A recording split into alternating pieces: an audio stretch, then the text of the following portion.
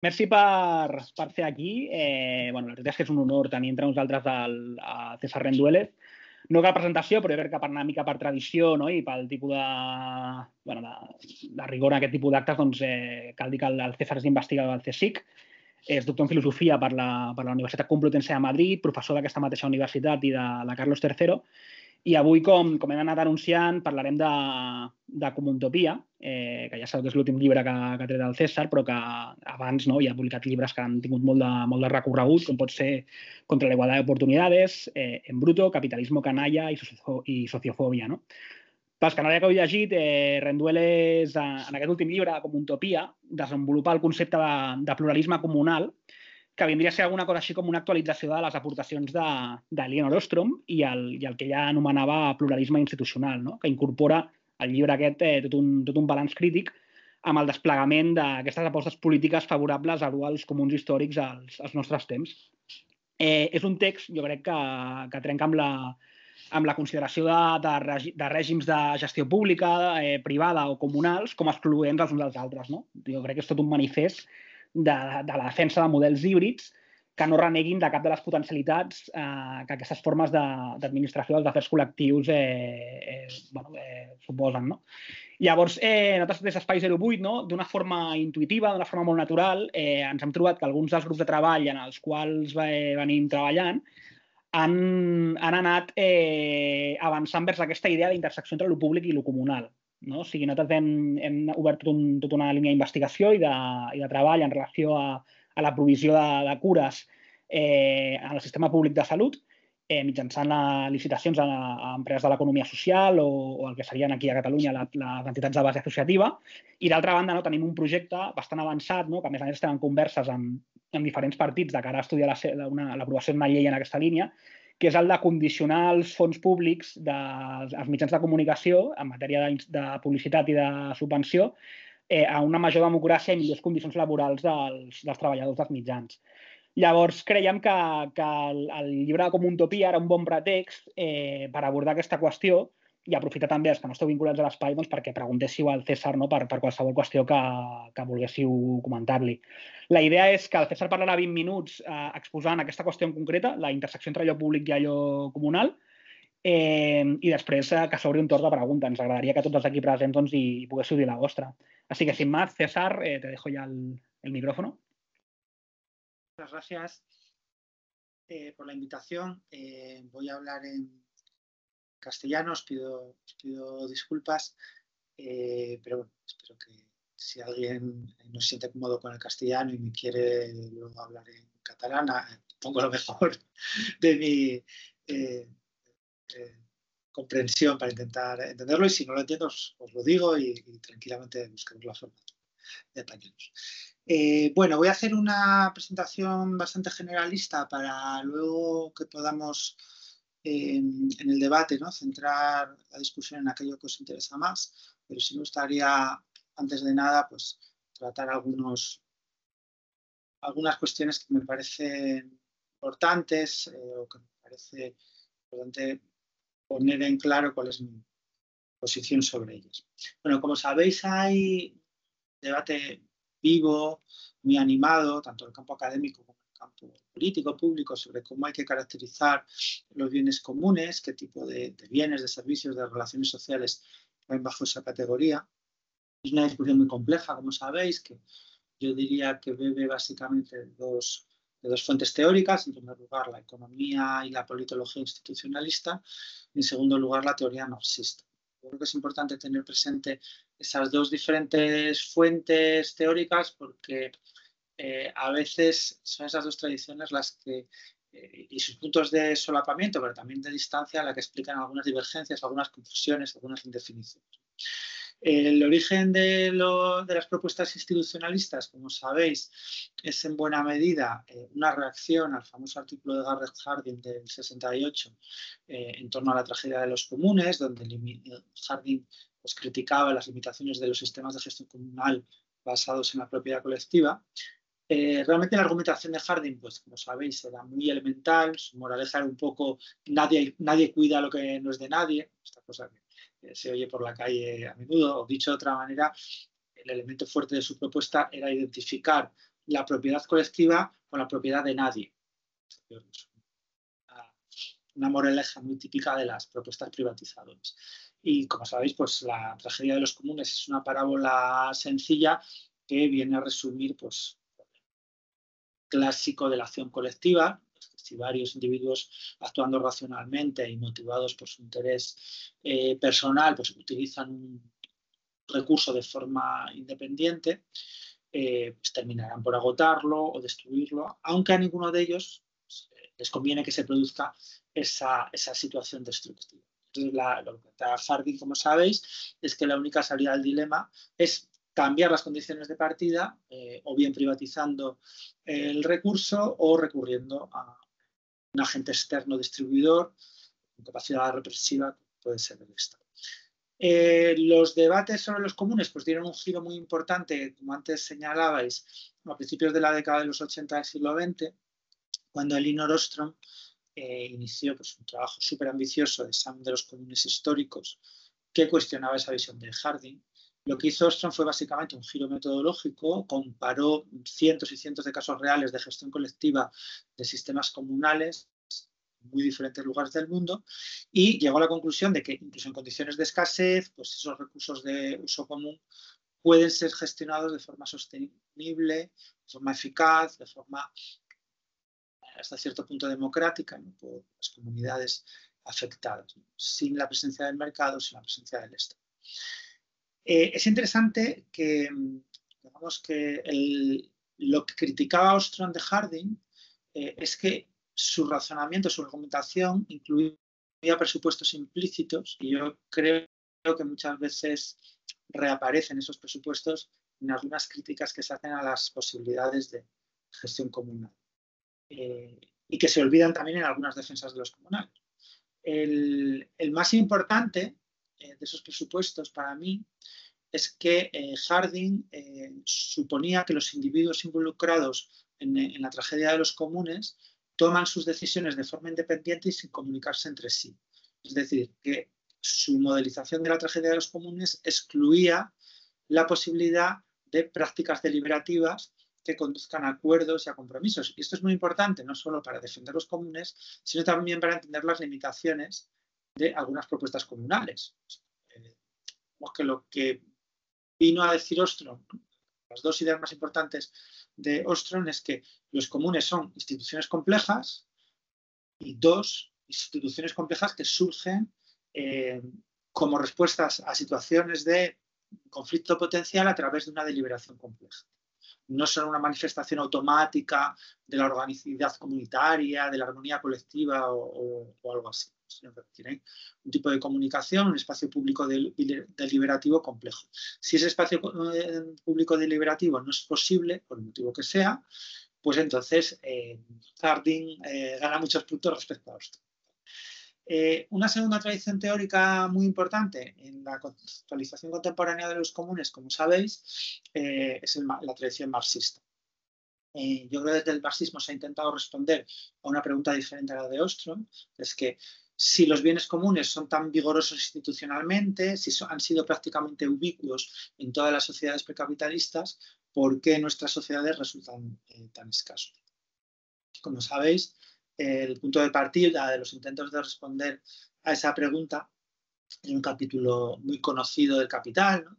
Marx explica la aparición del mercado de trabajo como el resultado de una serie de estrategias coercitivas de las clases altas que se pusieron en marcha para mantener sus privilegios, ¿no? Tras la descomposición del feudalismo. Y en las que desempeñaron un papel muy importante la expropiación de los bienes comunes. Tras la muerte de Marx, el problema, ¿no?, de esa destrucción de los comunes, de esa expropiación de los comunes, quedó un tanto enterrado dentro de la teoría marxista, a excepción de las teorías del imperialismo, que un poco sentaron las bases de dos tesis muy importantes en la actualidad, yo creo, en nuestra recuperación de los comunes desde el campo marxista. En primer lugar, aunque Marx se centra en el caso inglés, lo que señalaron los teóricos y las teóricas del imperialismo es que esa destrucción comunal es un proceso histórico que se ha dado a escala global, que se ha dado en todas las sociedades capitalistas que conocemos y que de hecho prosigue a día de hoy. Y en segundo lugar, las teorías del imperialismo yo creo que sentaron las bases también para comprender esa destrucción de los comunales como un dispositivo no solo generalizado, no solo global, sino recurrente, estructural, ¿no? Un mecanismo de extracción del valor a través de o a partir de los procesos de socialización y reproducción social cotidiana. Y por eso, bueno, pues distintas teorías de inspiración marxista han analizado otras dimensiones de esa destrucción del común, por ejemplo, el modo en que potenció el patriarcado, su carácter colonial o cómo impulsó la centralidad de las energías fósiles en el desarrollo capitalista. Yo creo que la recepción contemporánea de las teorías institucionalistas y marxistas, centro ya en lo que os interesaba más discutir, yo creo que esa recepción contemporánea de teorías institucionalistas por un lado, marxistas por otro, nos proporciona un esquema de los usos teóricos y políticos de las teorías comunales que yo creo que a grandes rasgos se mueven entre dos extremos. Por un lado, yo creo que existe un uso, un sentido más restringido, más preciso, que entiende los comunes como instituciones sociales tradicionales capaces de regular recursos en general necesarios para la vida, que se producen, que se administran colectivamente. Y bueno, pues para mucha gente hay lecciones importantes en ese uso más preciso del término comunes. Ahí hay una herencia histórica que podemos replicar, no literalmente, pero sí con bastante fidelidad en las sociedades industriales del siglo XXI. Pues eso, una parte, ¿no?, de la reivindicación de los comunes que los entiende así. Para una segunda perspectiva, el atractivo contemporáneo de los comunes no tiene que ver tanto con los detalles de su materialización institucional como con su capacidad para evocar pues eso, una constelación amplia de conceptos relacionados con la solidaridad, con la igualdad, con la autocontención. Es un poco eso que decía Peter Linnebaum cuando decía que lo común se había convertido en un término ómnibus. Entre esos dos extremos, bueno, pues yo creo que hay todo un abanico, todo un espectro de posiciones posibles que no siempre se exploran. Yo creo que a menudo, bueno, esto pasa mucho en los debates, ¿no? Tenemos a ubicarnos en algunos de los polos antagonistas porque es más fácil identificarte así, ¿no? Tus propias posiciones y discutir, identificar a tus adversarios. Y en cambio las posiciones intermedias, bueno, pues son más ambiguas, son más difíciles de gestionar conceptualmente. En cualquier caso, yo lo que me parece es que esas dos diferentes aproximaciones al espacio de los comunes, ya digo, no exactamente contradictorias, pero puntos de tensión evidentes, se han ido reformulando y retroalimentando en los últimos, voy a decir, 25 años, en tres espacios o momentos de intervención política, que a lo mejor se me ocurría, puede ser útil recordarlos para tratar a lo mejor de abordar ese tipo de cuestiones que os preocupan relacionadas con la superposición, el solapamiento, la continuidad entre lo comunal y lo público. En primer lugar, a principios del siglo XX, a principios del siglo XXI, a principios de nuestro siglo, hubo una recuperación, si queréis, de los comunes desde ese espectro más literal, más cercano a una identificación de los comunes con las tradiciones precapitalistas, que se dio paradójicamente entre los movimientos de conocimiento libre, entre los movimientos de cultura digital, ¿verdad?, que popularizaron una serie de ideas relacionadas con los comunes. Bueno, yo fui muy crítico en su momento y lo sigo siendo, ¿no?, con esa posición tecnopolítica, pero sí es cierto que tuvo un gran éxito comunicativo. De hecho, el primer contacto con muchísima gente con la terminología de los comunes fue a través de las licencias Creative Commons. Muchísima gente oyó hablar de los commons, de los comunes, las licencias Creative Commons. Entonces yo creo que eso, aunque tuvo un recorrido político bastante limitado por una cuestión meramente contextual, que es que el espacio online no se parece nada, ¿no?, al tipo de sociabilidad en la que crecieron los comunes tradicionales. Sin embargo, yo creo que esas iniciativas tuvieron un gran éxito, voy a decirlo así, retórico, sin ánimo peyorativo. Sirvieron generar o que la gente prestara atención a ese tipo de desarrollos conceptuales. En segundo lugar, yo creo que esto a día de hoy es más interesante, el discurso de los comunes adquirió un sentido políticamente más ambicioso a partir de la gran recesión, a partir de la crisis del 2008. De pronto, en muy distintos lugares del mundo, la reivindicación de lo común, en ese sentido amplio que defendía Lineberg, resultó muy importante, resultó muy movilizadora, ¿no? Y ese fue un momento de maduración del neocomunalismo contemporáneo importante y que tuvo, al menos, yo creo, dos hitos relevantes. Por un lado, yo creo que ese marco de los comunes permitió a los movimientos sociales comprometidos con la defensa de las políticas de bienestar elaborar una crítica del autoritarismo burocrático que esos movimientos necesitaban.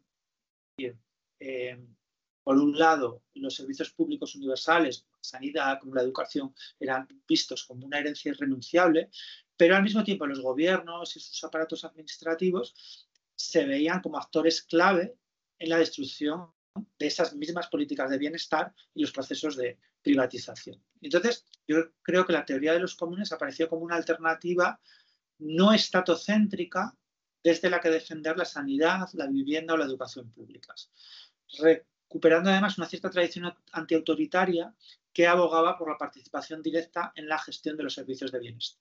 Yo creo que los comunes sirvieron ahí para encontrar un equilibrio difícil entre la defensa de los servicios públicos y la crítica de la irracionalidad burocrática.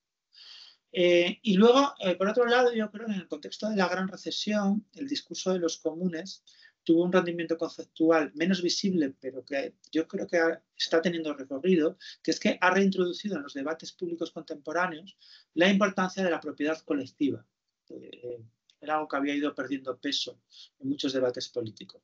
Y los comunes volvieron a poner en el centro de la disputa política la cuestión de la propiedad como un elemento irrenunciable de la soberanía popular.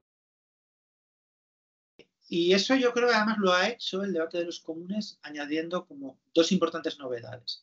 La primera es un ensanchamiento de la idea de la propiedad colectiva, porque, digamos, se pone de manifiesto que además de la propiedad público-estatal convencional, existen otras posibilidades de gestión colectiva de los bienes y servicios que necesita una sociedad, ¿no?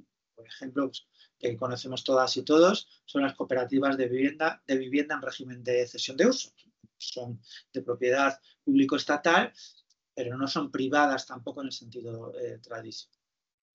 Y una segunda novedad es que la política comunal va más allá de la colectivización clásica de los medios de producción y aspira a intervenir sobre los medios necesarios para la vida en un sentido más amplio y bastante relacionado, por cierto, con la crisis ecológica.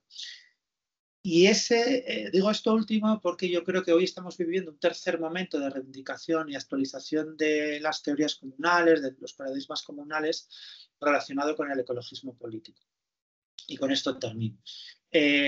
Hoy hay, yo creo, muchas teóricas y activistas que consideran que los conceptos y las prácticas comunales son imprescindibles para abordar los retos de la transición ecosocial. ¿Por qué? Bueno, el razonamiento yo creo que tiene mucho sentido. O sea, parece sensato pensar que si estamos viviendo una versión global de un tipo de dilema colectivo que se ha dado históricamente a una escala menor, pues haríamos bien en explorar las vías a través de las cuales muchísimas sociedades históricas a lo largo del tiempo han conseguido pues, solventar ese tipo de conflictos ecológicos, de conflictos relacionados con la sostenibilidad.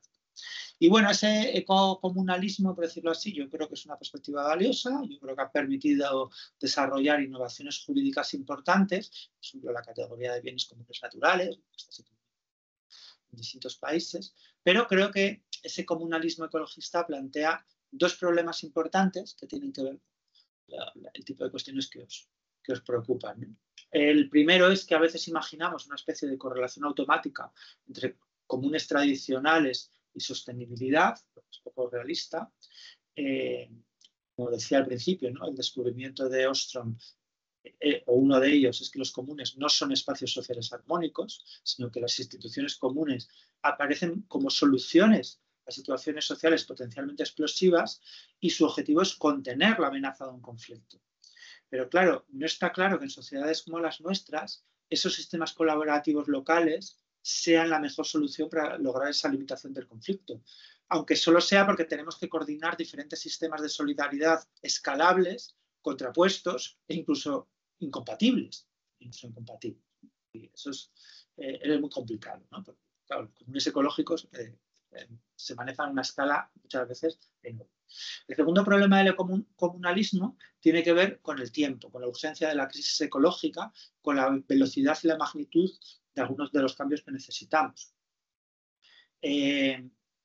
Claro, uno de los motivos por los que el comunalismo es popular, ¿no?, dentro del ecologismo es que, de nuevo, el Estado ha sido muchas veces cómplice de la destrucción medioambiental. La lógica burocrática ha sido cómplice de la destrucción medioambiental. Claro, lo que pasa es que, al menos por lo que toca a la transición energética, no digo otros ámbitos de la transición social, pero al menos por lo que toca a la transición energética, parece difícil renunciar a la capacidad que tiene el Estado para impulsar enormes cambios coordinados a una velocidad enorme. El ejemplo extremo de esto es China, cuya descarbonización se está produciendo a un ritmo impensable para cualquier otro país sin esa capacidad de gestión gubernamental autoritaria, dicho sea de paso. China, como sabéis, está construyendo el doble de instalaciones de energía solar y eólica que el resto de países del mundo juntos. Claro, teniendo en cuenta el margen temporal tan estrecho que tenemos para mitigar los peores efectos del cambio climático, pues en una situación así renunciar a las políticas públicas a gran escala o incluso al poder coercitivo del Estado parece un suicidio ecosocial. Y entonces yo creo por eso que estos desafíos de la transición ecosocial en realidad muestran concentradas tensiones muy presentes en cualquier tipo de política comunal contemporánea. En realidad yo creo que si estamos pensando en comunalizar la sanidad, la educación, la vivienda, vamos a encontrar desafíos muy parecidos a los que vemos con la crisis ecosocial. Claro, la crisis ecosocial lo que ocurre es que esos desafíos pues nos va la vida en ellos, y nos va la vida en ellos en 30 años, ¿no? Aquí la brújula política, como dice Emilio Santiago Muiño, es un cronómetro que hace tic-tac y que se nos va y que no para, ¿no? Pero dejando a un lado la urgencia, los desafíos que encontramos en otros campos no creo que sean tan diferentes, ¿no? Pensar los comunes contemporáneos con realismo al final es pensar a un tipo de retroalimentación allí donde sea posible entre políticas público-estatales y autogestión comunal capaz de fructificar en espacios sociales, como son nuestras sociedades, pluralistas, complejos, muy ambiguos muchas veces. Y esto es la tarea que tenemos por delante. Y bueno, me callo ya porque ya me estaba pasando el tiempo y disculpad. Si queréis, yo creo que ahora mucho mejor centramos más el debate en lo que os interese. ¿Vale? Pues para romper el hielo un poco, César, quería rescatar una entrevista que te hicieron en Contexto el año pasado, en el que decías que en territorios con una institucionalidad pública sólida, los comunes tradicionales incluso podrían ser vistos como un retroceso, ¿no? Que al final la reivindicación de los comunes está muy asociada, ¿no?, a países o a realidades en las que el Estado pues tenía más bien una presencia débil, ¿no? Y al final lo que proponías era que lo más sensato era tratar de democratizar comunalmente las organizaciones públicas ya constituidas antes que empezar de cero. Claro, tú decías, ¿no?, que la modelización de Harding obviaba completamente la posibilidad de liberación en lo que sería la gestión de los recursos públicos, bueno, públicos comunes. Entonces, mi duda es qué puede aportar la deliberación, ¿no?, ante retos de esta magnitud. O sea, al final, yo leyendo un poco tu libro, la sensación que me daba es que, por lo menos en el ámbito de la crisis ecosocial, la solución pasaba sí o sí por una amplia planificación estatal e incluso, ¿no?, si fuera necesario, una aportaciones del ámbito de lo que sería el mercado. Claro, o sea, me gustaría entender un poco, ¿no?, en qué consiste esa aportación, ¿no? Porque leyendo contra la igualdad de oportunidades, tú hablabas de Joshua Cohen, ¿no?, que decía que en la deliberación hay un cambio de preferencias. O sea, si puedes ser como más específico en qué nos aportaría, ¿no?, democratizar instituciones, ¿no?, que ya de por sí funcionan bastante bien, por lo que tú mismo recordabas. Sí, digamos que esta es una algo de lo que me di cuenta, sobre todo en Chile, estuve hace algunos años estudiando cómo había sido la inclusión en la Constitución, en el proyecto de Constitución chilena de la categoría de bienes comunes naturales. Y algo que yo había visto ya en otros países de Latinoamérica, ¿no? Que era allí donde el Estado realmente tenía una presencia o muy débil o abiertamente cómplice de las élites extractivas locales. Pues claro, había una gran desconfianza en la capacidad de las instituciones públicas para crear el tipo de servicios que en otros países, pues, damos, no sé si por descontados, pero bueno, forman parte un poco de nuestra cotidianidad, ¿no? Y parecía que la única alternativa era crear instituciones autoorganizadas que fueran capaces de dar esos servicios de bienestar o de desarrollar esas políticas de bienestar. Pero al final, cuando uno examinaba, ¿no?, las tareas que tenían por delante esos proyectos de autoorganización, eran bastante parecidas a la construcción de unos servicios públicos, ¿no? Entonces, la reflexión que uno yo creo que se tiene que hacer es: deberíamos renunciar a todo lo que tenemos para empezar de cero y construir al final algo bastante parecido en los tipos de servicios que dan, pero más democráticos, ¿no? Es más razonable tratar de democratizar servicios públicos, ¿no? Y eso yo creo que es importante recordar que el espectro de democratización de los servicios públicos es mucho mayor de lo que parece. O sea, que de alguna forma el austericidio no ha tenido solo que ver con un deterioro de la calidad de los servicios públicos, con un recorte del personal, sino que ha tenido también que ver con una desdemocratización de muchos servicios públicos. En España eso lo hemos vivido poco porque ya la democratización había sido muy tímida, pero si recordáis, por ejemplo, bueno, yo que soy mayor, en los colegios públicos en España, bueno, en todos los colegios, de hecho, en los años 80, los niños de GB, niños del equivalente a primaria, participaban en consejos escolares. Pues, había consejos escolares donde participaban, eso luego se eliminó. O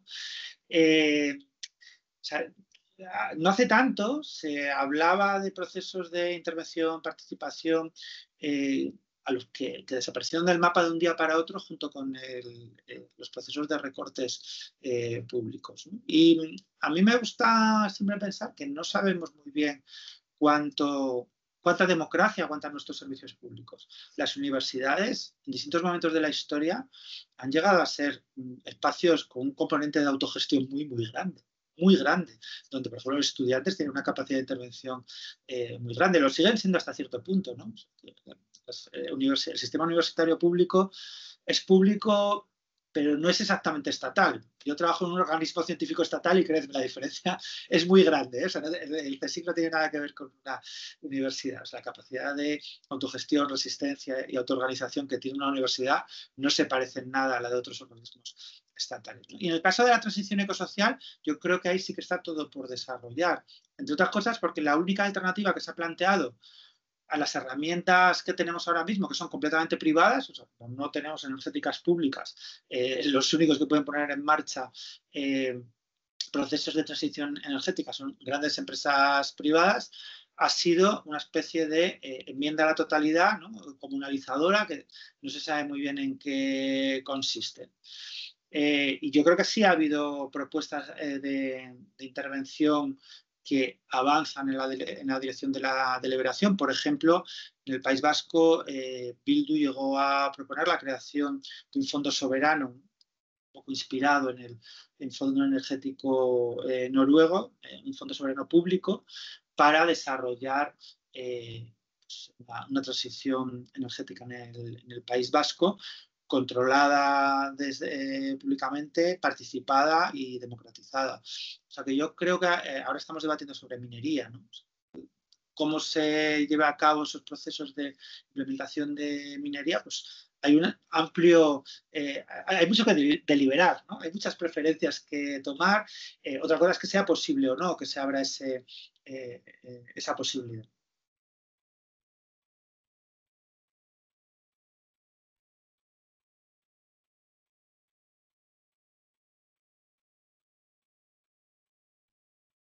Si algú vol parlar, està a la vostra disposició.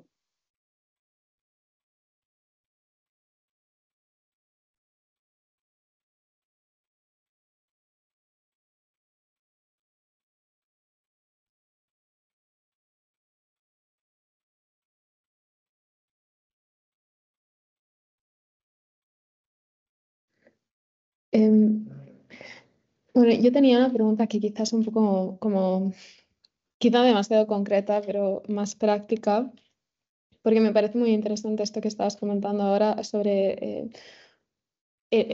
como esta tensión que puede existir, ¿no?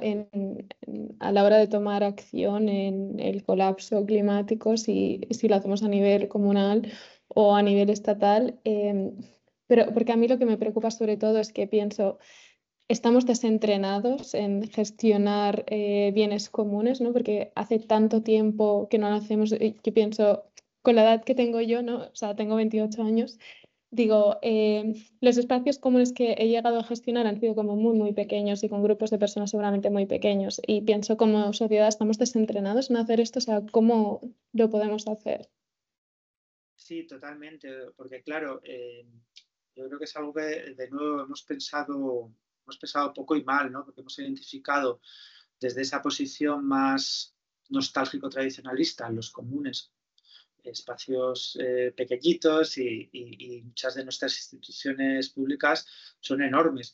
Entonces, el tipo de intervención deliberativa que se pueden dar en esos espacios no puede ser o no puede ser siempre la participación directa, ¿no? La buena noticia es que yo creo que realmente el bagaje histórico de experiencias para tratar de democratizar esos espacios es mayor del que a veces pensamos. Tenemos en el libro lo comento, es un ejemplo histórico muy concreto, que es la Yugoslavia socialista, donde se hizo un intento, bueno, relativamente exitoso, ¿no? de comunalizar a una escala inmensa la gestión de los servicios públicos del país, a una escala increíble, increíble. Lo cual, bueno, pues tenía efectivamente algunos problemas de lentitud, de duplicidad, de ineficacia, pero también tenía importantes ventajas. O sea, que yo creo que hay como mínimo un ejemplo histórico de que no es imposible. Es decir, el país no se hundió, no desapareció, se hundió luego por otros motivos, pero no por eso, no por la comunalización. Y tenemos otros ejemplos, yo creo, también exitosos de cómo los procesos deliberativos pueden escalar, que son las grandes cooperativas. Yo creo que son seguramente la mejor traducción contemporánea de lo que serían comunales tradicionales en sociedades de masas. Y es importante también el ejemplo de las cooperativas para ser un poco conscientes de qué podemos pedir a un proceso de comunalización. Yo creo que esto también es algo que muchas veces se nos olvida, no pedir a las instituciones más de lo que pueden dar. A veces nos pasa eso, ¿no? Que queremos que la institución que sea, los comunes, el mercado, lo que sea, le pedimos la democracia mucho más de lo que puede dar. Y las instituciones muchas veces sirven para lo que sirven, con sus pros y sus contras, y no para más. Yo creo que una gran cooperativa nos da una imagen, bueno, de cuáles son las limitaciones de las posibilidades de deliberación a gran escala, de las posibilidades de democratización y de que cierto nivel de burocratización es casi inevitable. Que va a haber cierto nivel de autoritarismo burocrático, de irracionalidad burocrática, que como ocurre en un partido político, como ocurre en un sindicato, va a suceder. Que lo que tenemos que tener en todo caso son mecanismos para controlarlo y limitar y hacer una limitación de daños. Entonces yo creo que realmente sí que tenemos un bagaje mucho mayor del que a veces pensamos para poder pensar, para poder imaginar cómo serían esas dinámicas de democratización, cuáles serían sus límites y cómo hacerlas posibles. En lo que tienes toda la razón es en lo del desentrenamiento, porque yo creo que yo lo veía con mis hijos, no sé si pasa también en Cataluña, pero aquí en Madrid, en la educación pública, es muy habitual que los niños muy pequeños hagan asambleas todos los días, a partir de los 3 años, y tal, una reunión inicial donde cuentan sus cosas, debaten, ven qué conflictos ha habido el día anterior, tal. Y eso desaparece en cuanto entran en primaria, o sea, en cuanto entran en educación obligatoria, ¿no? Que es seguramente cuanto más lo necesitarían, y no digamos ya en secundaria, y no digamos ya en la universidad, ¿no? O sea, allí donde más necesario es, seguramente, donde podrían esos problemas, esos conflictos, es donde desaparece cualquier tipo de entrenamiento deliberativo. Y eso muchas veces yo creo que se traduce en esa idea que tenemos de que es imposible llegar a acuerdos. Llegar a acuerdos, si los llegamos a ellos casi de casualidad, de chiripa, pero que a través de una deliberación racional y un cierto proceso de discusión, eso no va a pasar, ¿no? Que parezca un consenso. Entonces, bueno, a mí diría que yo soy moderadamente optimista. Tampoco creo que la democratización sea la solución para todo, como a veces desde la izquierda se cree, pero sí me parece que, como decía antes, sencillamente no sabemos cuánto da de sí. O sea, a día de hoy yo creo que lo poco que habíamos explorado, ¿no? Hace décadas que se quedó olvidado, y como mínimo deberíamos darle una oportunidad teniendo en cuenta lo catastrófico que ha sido tanto el autoritarismo mercantil como el burocrático.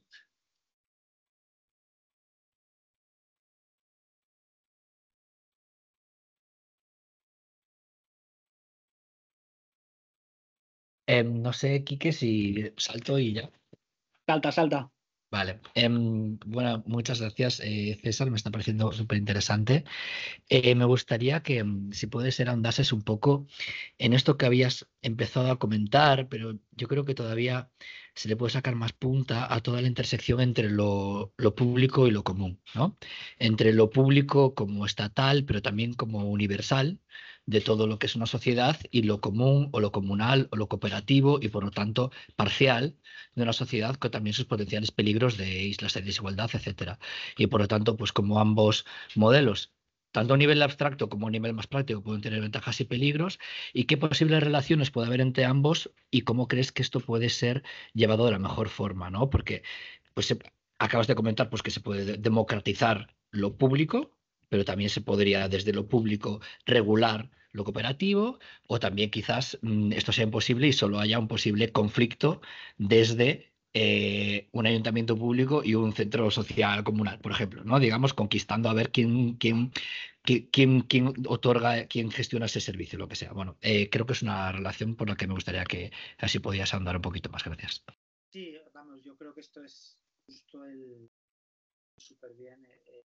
La verdad que a mí realmente me interesa más allá, ¿no?, de las perspectivas teóricas y reivindicaciones más o menos vehementes de lo comunal, ¿no? Hace años había un lema que a mí me conseguía sacar de mis casillas, ¿no?, que era esto de ni público ni privado común. Me conseguía sacar de mis casillas en particular cuando lo pronunciaba algún empleado público, que solía ocurrir.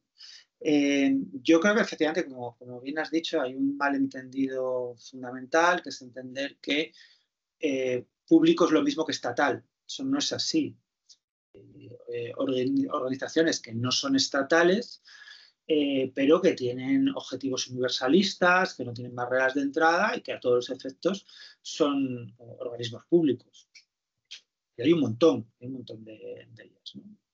Sociedad civil, que tiene que ver con bueno, la economía social y solidaria. Bueno, yo creo que a todos se nos vienen a la cabeza un montón de espacios, por ejemplo, un centro social, ¿no?, que tienen esas características. Del mismo modo que hay organismos estatales que a todos los efectos se comportan como empresas privadas, que tienen todas las características de una empresa privada, excepto que al final no reparten beneficios entre unos cuantos accionistas, pero que por todo lo demás son básicamente como empresas privadas. Y entre medias, yo los he tendido a explorar poco, por ambos ámbitos, ¿no?, esos procesos de solapamiento, que yo creo que son enormemente fructíferos y que es donde se juega efectivamente esas posibilidades de democratización. Y pongo dos ejemplos, yo creo que son muy evidentes y muy intuitivos. Primero es, ¿dónde en España o en el Estado español ha crecido más el cooperativismo? ¿Dónde tiene una presencia pública más importante? Pues en el País Vasco. ¿Por qué? Pues porque se han dado los dos vectores. Por un lado, una tradición asociativa muchísimo más fuerte que en el resto de España, pero también un apoyo desde el ámbito público estatal infinitamente más fuerte que el resto de España. Las dos. Y sin las dos, yo no creo que el cooperativismo vasco fuera lo que es ahora. Creo que sería impensable.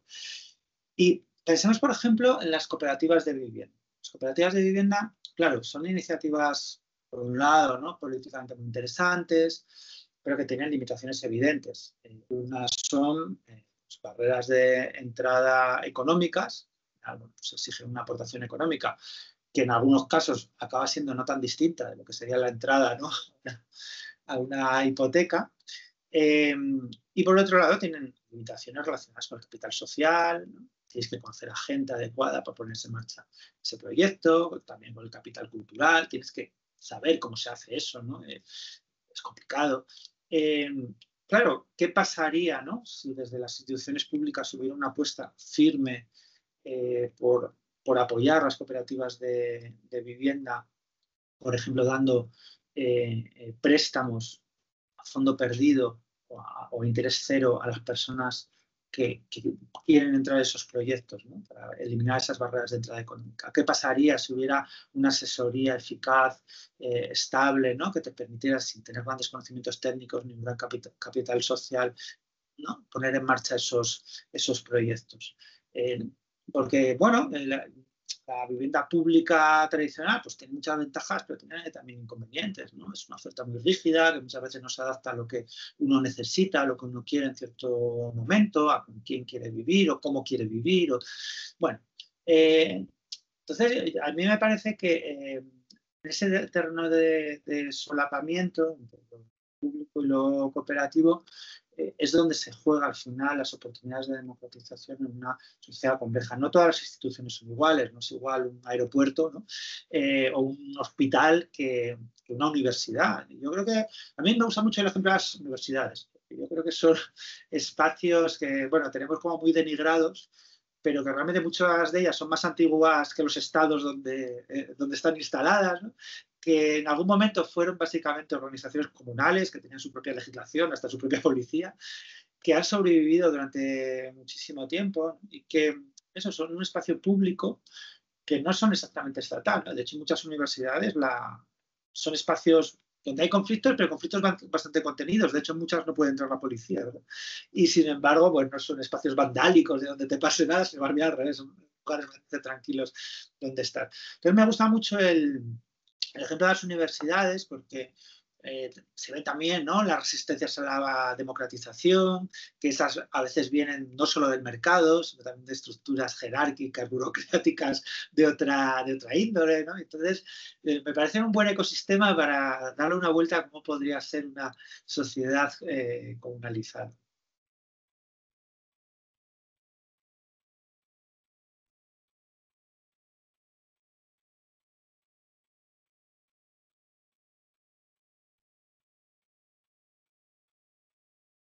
Poco por el reverso del apoyo público a la economía social, ¿no? No sé si pasa en Madrid, me imagino que sí, pero con los ayuntamientos del cambio, por lo menos aquí en Barcelona, lo que pasó es que la entrada de la Colau supuso que se empezaron a licitar muchos proyectos, ¿no?, a empresas de la economía social, a cooperativas, cosa que supuso que la inyección de dinero público, que estas cooperativas pues crecieran mucho, ¿no? Pero una vez que estos gobiernos abandonan el poder, claro, gestionar este crecimiento pues se convierte en algo difícil, ¿no? Me gustaría también conocer un poco tu opinión al respecto, ¿no? Porque es evidente que una forma de democratizar la economía sería que esas licitaciones que generalmente se lleva Florentino Pérez se las lleve en Cataluña, yo que sé, Suara Cooperativa, que es una cooperativa dedicada a la provisión de servicios de cuidados. Pero claro, ¿qué riesgo entraña esto, ¿no?, cuando hay una coyuntura política en la que esto deja de haber esta inyección y supone pues un alta que llamamos en catalán a este tipo de empresas?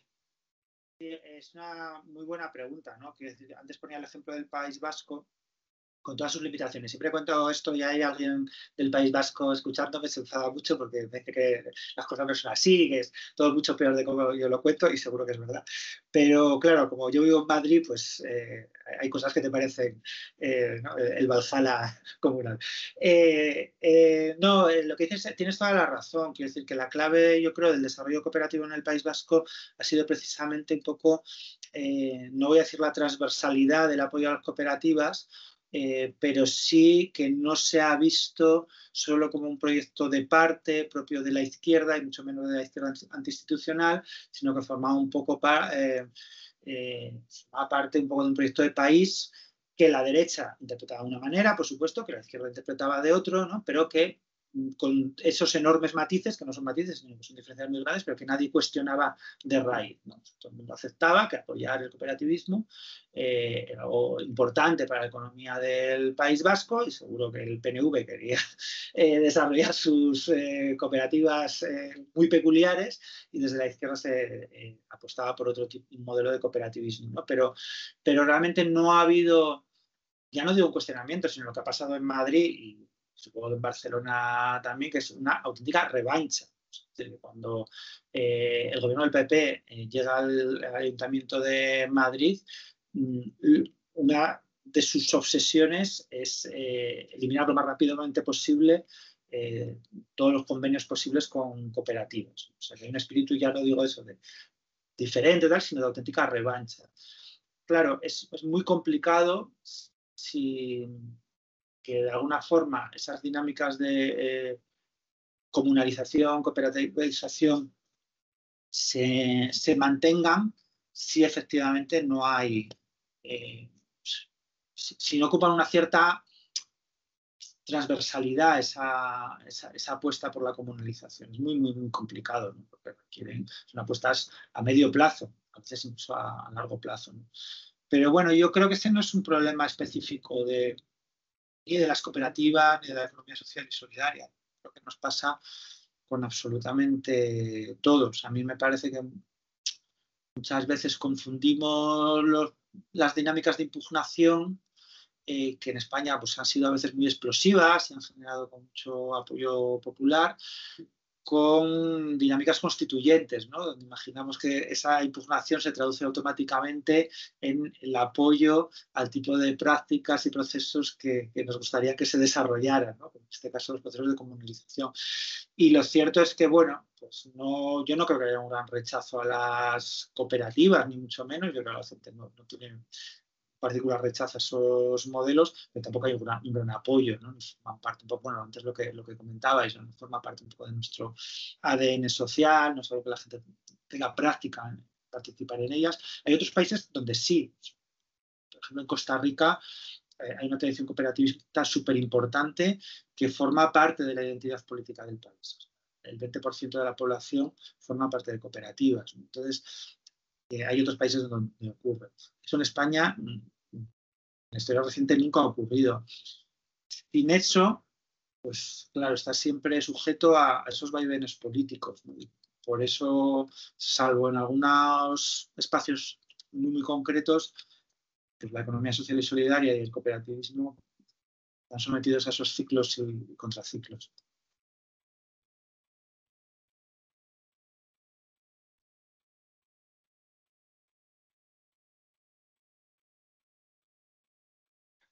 Bueno, si nadie quiere hacer una pregunta, voy a hacerte una pregunta un poco friki, aprovechando que estás aquí, que yo creo que sería ya la última.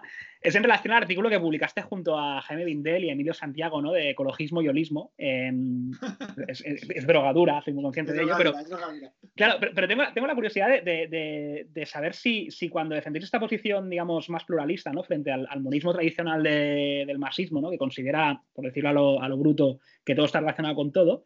Eso, digamos, es el fundamento ontológico, ¿no? Sobre el que se construye la idea de anti-althuseriana, ¿no? De que la educación o el sistema de salud son aparatos ideológicos de Estado, ¿no? O sea, porque es un rollo como muy Tony Domènech, ¿no? Del rollo de eso de antagonizar contra Negri y decir, no, precisamente las luchas sociales dejan un pósito en nuestros sistemas públicos, ¿no? Que son inherentemente anticapitalistas, ¿no? Como puede ser el derecho laboral. Quería preguntarte si hay una continuidad entre esta posición ontológica y esta posición más política. Sí, absolutamente. O sea, yo creo que esa idea que suena muy radical, ¿no? De todo está relacionado con todo y en todo ves un eco, ¿no? de ese fundamento, el que sea, el capitalismo, el antropoceno, ¿no? Al que quieres combatir. Frente a eso, yo creo que lo que hay que decir es que todo está relacionado con algo, pero no con todo, ¿no? O sea, las relaciones existen, todo está relacionado con algo, pero no todo está interconectado. Yo creo que es un poco algo que nos pasa muchas veces a la izquierda, personas de izquierdas, que tendemos, con toda la razón del mundo, ¿no? a tener una especie de pensamiento, no sé si de la sospecha, pero un intento de localizar las grandes estructuras de larga duración, más o menos profundas, que nos permiten explicar otros procesos más de ciclo corto. Y eso nos genera, yo creo, cierta alergia a la contingencia. Y eso políticamente me parece que en general es muy perjudicial. Últimamente estaba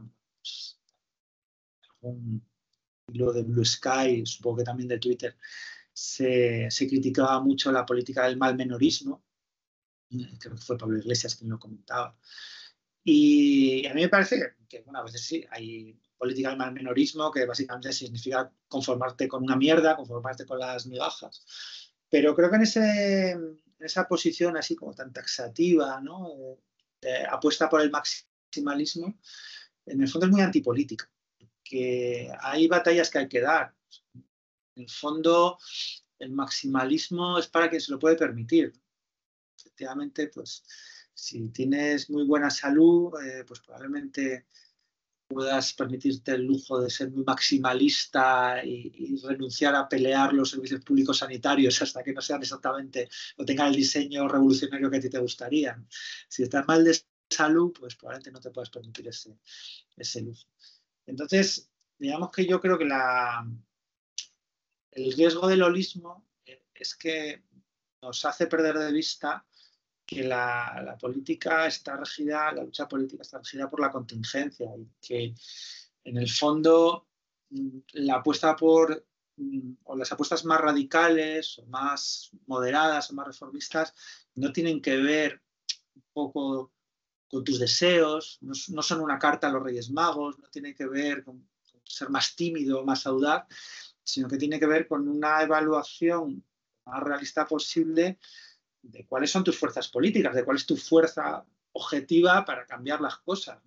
Si no tienes esa fuerza, si siendo sincero sabes que no tienes esa fuerza, pues te tendrás que conformar con aquello para lo que tengas fuerza. O bien, efectivamente, retirarte a tu jardín como al buen alma bella hegeliana, ¿no? a cuidar las flores mientras te quejas de la maldad del mundo, que también está bien y bueno, es legítimo, ¿no? Y no pasa nada. Pero lo que no vale es insultar a los que no quieren quedarse en el jardín. Entonces, digamos que ese artículo un poco lo que intentábamos era porque esto yo creo que son tensiones que ahora mismo en el ecologismo son dramáticas, que hay gente que las vive con mucho dolor, no se me ocurre otra palabra. Porque efectivamente de pronto, pues eso, tienes que aceptar que a lo mejor tenemos que abrir minas y pedir que abran minas en España para que no tener minas en Angola de mercurio con unas condiciones indescriptibles, ¿no? Y eso, o no lo sé, pero en cualquier caso es algo que hay que debatir. Y eso genera, yo creo que muchísimas tensiones, ¿no? Un poco nosotros discutíamos cuáles eran un poco el marco teórico, conceptual amplio, que impedía o que bloqueaba esas discusiones, ¿no? Que daba de alguna manera esas discusiones muy contingentes, muy complicadas, donde no hay solución nunca buena y siempre te quedas con una solución medio mala, ¿no? Quedaban descartadas de antemano, quedaban bloqueadas, ¿no? Una especie de cosmovisión que intentaba explicarlo todo. Entonces, un poco eso. Perfecto, pues yo creo que si no hubiera ninguna otra pregunta, pues ha sido un intercambio muy productivo, por lo menos un poco en relación a los objetivos que nos habíamos puesto desde Espai 08. I nada, César, muy agradecido por tu tiempo, molt agraït a la resta que heu estat aquí i res, estamos en contacto. Muchísimas gracias.